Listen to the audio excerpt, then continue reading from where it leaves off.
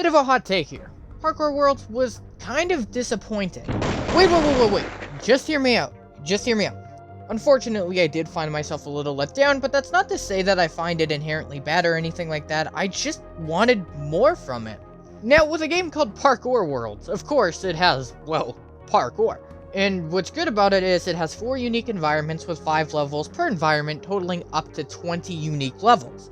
So what about that am I not happy with? I wanted parkour, I got parkour. It's the fact that I find Worlds to be a mixed bag. There are good qualities here, just as there is lackluster qualities. I won't say anything about this is inherently bad, but there are many things about Parkour Worlds that kind of rub me the wrong way that takes away the quality for me. Firstly, we'll start with the good so I can tie it in with the bad, because one of the good things I have to list is also a problem. Now, I know that sounds a little bit weird, but we'll get there. Let's start with the aesthetic. What can you tell me about how this looks? If it looks colorful, vibrant, expressive, immersive, things like that, then you'd be completely right, because I full on agree with that. I think Parkour Worlds looks really good, much like all of Hive's content does. I have zero complaints about the aesthetic of this, it's great. The use of gimmicks to just change the gameplay up a little bit. You very easily could have just made jumping from one block to another the entire thing, but there's some gimmicks in every map that makes it feel a little bit more fresh and unique, which is a good touch. Using the city aesthetic to bring back the arcade, even if only mostly aesthetically. Yes, it changes some of the gameplay, but most of this is for aesthetic, and I'm completely happy with it since the arcade has been removed some time ago. So here's the best and worst thing about Parkour Worlds. It's the coins. Now, on paper, the coins are great. It's how you unlock new worlds, so obviously you have to go about collecting them, and usually they're not in any obscure locations, and some of them lead you to alternate pathways. So pretty good map design. But say you collect more coins than what you need. Say you 100% the game. You get anything for it? Of course you don't. That'd be crazy. You don't get anything for 100%ing Parkour Worlds, getting all 400 coins. I've done it. I didn't get anything. I can't show you a screenshot because the website won't allow me, so let me quote what the Hive said. By completing parkour courses, you'll earn stars. Gather enough stars to unlock exciting new worlds and in the future, purchase unique cosmetics at the Star Shop. Do you see a potential problem in this paragraph? In the future, purchase unique cosmetics at the Star Shop. In the future! What? What do you mean in the future? You release a game but no rewards for it? Since when? Why? Why wouldn't you allow players to be incentivized to grab more stars? Are you waiting on the casuals to grab them all? Because the last world is relatively difficult compared to the rest? It's extremely annoying that I had to bust my ass on the volcano world technically twice over because it was too difficult for my girlfriend to complete, and I had a hard time with it just on my own. And I don't even blame either one of us. The difficulty spike is like nothing I've ever seen before. But to get us to do all that, and to give us nothing for it. What? This is the single biggest oversight I've ever seen in releasing a game like this. I wouldn't be as upset about this issue if a couple levels in the volcano world wasn't so exhausting to complete. If these levels were easier to complete, then I could probably get by waiting, but the fact that you made us go through a living hell and have nothing to show for it once it's done, I don't understand what the purpose of that was.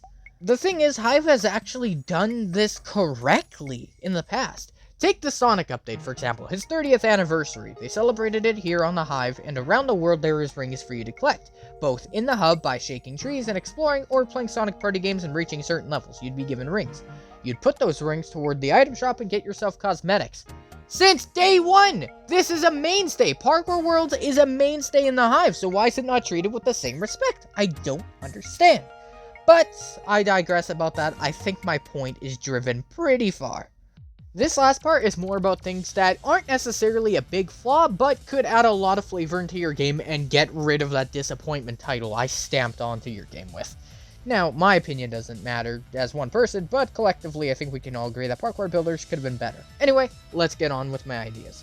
The first thing on my list that I'd like Parkour Worlds to have is racing. Now, we already kinda have something like this, where if you have Hive Plus or Replay Cinema Pass, you can race against your own ghost. But I'm talking a multiplayer-based racing, where you can have 2 to 4 people in a match with you, everybody's transparent or whatever, and you all race to the finish. You have 5 minutes to make it. Whoever's closest, if that time runs out, will win, or perhaps everybody draws. I don't know. Still, racing would be a great feature. Secondly, and this one's a little bit more demanding, why don't you allow players to make their own parkour? Maybe they can choose templates from what you've made, such as the jungle aesthetic, or volcano, or rooftops, or city, whichever, or perhaps you can give the option to build their own if they really desire. The point is, though, we should be encouraging players to stay for longer, so if that means being passionate and making their own projects, then let's do that. Lastly, and this one's probably the most simple, why don't you give us little mini rewards along the way? Perhaps for 100%ing the rooftops, you might get 30 quest points, but doing it for Volcano might get you a hat. Doing it for all the worlds, say, could give you a jetpack back bling, or perhaps even a mount that, while on the ground, could maybe give you a bit of faster travel across the map. That'd be really cool, and I think the Hive would benefit from adding something like that. None of these updates would be mandatory, of course. At the end of the day, it is up to Hive, but in order to preserve the length of life that this game could have, you need to have more than what you got right now, because what you have as content is worthy enough for maybe a one-time playthrough and a couple odd plays here and there, but if I'm looking for a game to speedrun, Death Run is always going to be the better choice between the two. It may sound like I don't like Parkour Worlds. I was a little harsh on it throughout the video, but that's because I see it having a lot of potential that can be capitalized upon. And for games to become one of the greats, they have to have that potential in the first place. And at the very least, Parkour Worlds did secure that potential, even if not achieving all of it. For now, it's good for a couple playthroughs at most, and maybe some passionate speedrunners, but I think most of us can collectively agree that Death Run will always take the cake as the better game to speedrun. The question is now with Hive of whether they want to get the ball rolling on this game or not. Should they choose not to, it will be decent, but I don't expect it to pull any record-holding numbers in terms of player count.